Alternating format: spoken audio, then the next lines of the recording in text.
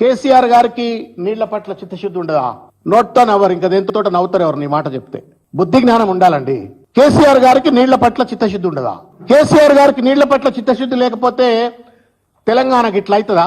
కేసీఆర్ గారికి నీళ్ల పట్ల చిత్తశుద్ధి లేకపోతే, సాగునీటి రంగంపై చిత్తశుద్ధి లేకపోతే, తెలంగాణ ప్రజలకు ఉన్నటువంటి ఒక భూములను సస్యశ్యామలం చేయాలని ఒక కట్టుబాటు లేకపోతే, national average 57.3 cultivable area irrigated land కనుక చూసుకున్నట్టయితే నేషనల్ యావరేజ్ 57.3 ఉంటే, తెలంగాణ ఇన్ ద ఇయర్ 21-22 86.1%. ఈ పెద్ద మనిషి రేవంత్ రెడ్డి అధికారంలోకి వచ్చినాక అది కాస్త 2% తగ్గింది. వాళ్ళ పాలమూరు జిల్లా అన్నం తిన్నోడి కృతజ్ఞత ఉండాలి. పాలమూరు రైసే తింటుండ అనుకుంటా రేవంత్ రెడ్డి. ఇవాళ పాలమూరు జిల్లా ఎడారిగా మారుతుంది అనుకున్న పాలమూరు జిల్లా సస్యశ్యామలంగా మారిన, నల్లగొండ లాంటి జిల్లా ప్యాడీ ప్రొడక్షన్ లో నెంబర్ 1 గా మారిన, ఉత్తరాంధ్ర ఇవాళ పూర్తిగా కూడా సస్యశ్యామలం అయిపోయి ప్రతి ఎకరానికి కూడా ఇవాళ తాగునీరు అందిస్తున్న ఉత్తర తెలంగాణ ఇంత పెద్ద ఎత్తున అభివృద్ధి చెందిన పరిస్థితి స్పష్టంగా కనబడతా ఉంటే, సంఖ్యలు చెప్తా ఉంటే 30 లక్షల టన్నులు ఉన్నట్టు ప్యాడీ ప్రొడక్షన్ 2014లో కేసీఆర్ గారు గద్దె దిగేయటానికి 1,60,00,000 టన్నుల ప్యాడీ ప్రొడక్షన్ కు పెరిగిందంటే